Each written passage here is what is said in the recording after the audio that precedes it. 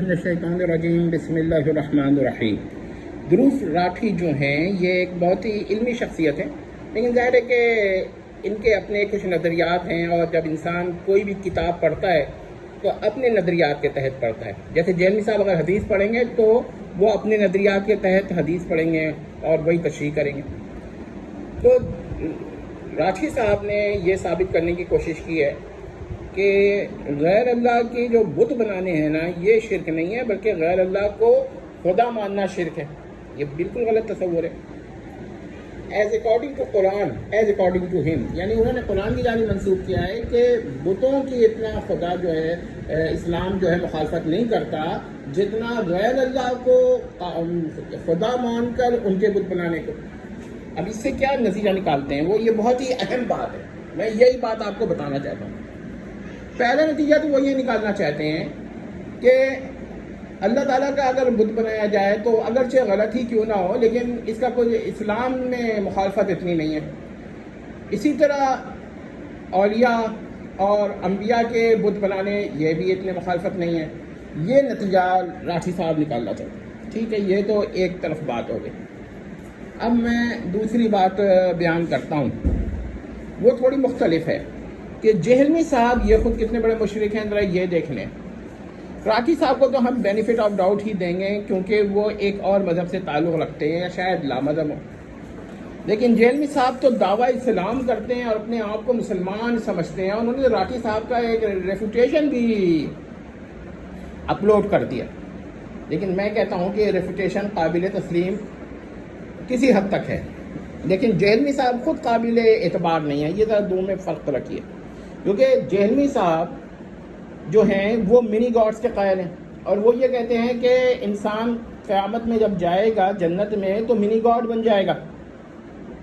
اب یہاں پر یاد رکھیے گا کہ منی گاڈ بننے کے لیے ضروری نہیں ہے کہ اس کی عبادت کی جائے، بلکہ خدا کی کوئی انکمیونیکیبل صفت اس کے لیے خواہ محدود طور پر کہا بالکل ہی ذرے کے طور پر ماننا بھی شرک ہو جاتا ہے۔ اور اگر کوئی یہ کہے کہ باری تعالیٰ کی فلاں انکمیونیکیبل صفت فلاں شخص میں آ گئی ہے یا اللہ نے عطا کر دی ہے تو یہ شرک ہے۔ یاد رکھیے گا کہ لفظ خدا یا منی خدا کا استعمال کرنا ضروری نہیں ہے، اور کر دے تو مزید تائید ہو جاتی ہے اس شرک کی۔ تو میں گزارش کروں گا راٹھی صاحب سے کہ وہ ایک سوال جہلمی صاحب سے ضرور کریں کہ ہندو حضرات جب وہ اتنے زیادہ چلیں 33 یا کچھ اس سے زیادہ منی گاڈز یا گاڈز مانتے ہیں، اور گریٹر گاڈ جی کیپٹل والا وہ تو ایک ہی مانتے ہیں نا، ایشورا یا پرمیشور کہیے اس کو، یا برہم کہیے یا برہمان کہیے۔ برہم اور برہمان جو ہے یہ برہما نہیں ہے، ٹھیک ہے نا، یہ میں نے وہ تو جانتے ہی ہوں گے، میں نے عام لوگوں کے لیے بھی یہ بات کہہ دی جو نہیں جانتے۔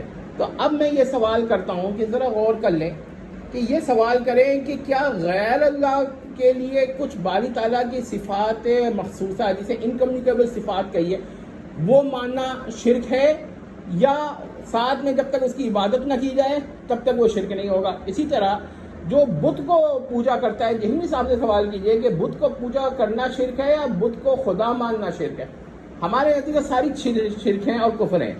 آپ کسی بت کو یہ سمجھ کر پوجا کیجئے کہ یہ تو کچھ نہیں کر سکتا، یہ تو اللہ کا ایک توجہ کا ایک ذریعہ ہے، تو بھی شرک ہو جاتا ہے۔ لیکن جو یہ توجہ کا ذریعہ مان رہا ہے وہ کوئی بھی خدائی صفات نہ کمیونیکیبل نہ انکمیونیکیبل کچھ بھی نہیں مان رہا، تو شرک کو محدود اتنا جلدی نہ کرنا چاہیے۔ بہرحال تو میں راٹھی صاحب سے کہوں گا کہ ذرا جہلمی صاحب کے منی گاڈز کے بارے میں بھی ایک سوال کر لیں ان سے، ٹھیک ہے، بہت ہمارے اوپر احسان ہوگا۔ والسلام تمت۔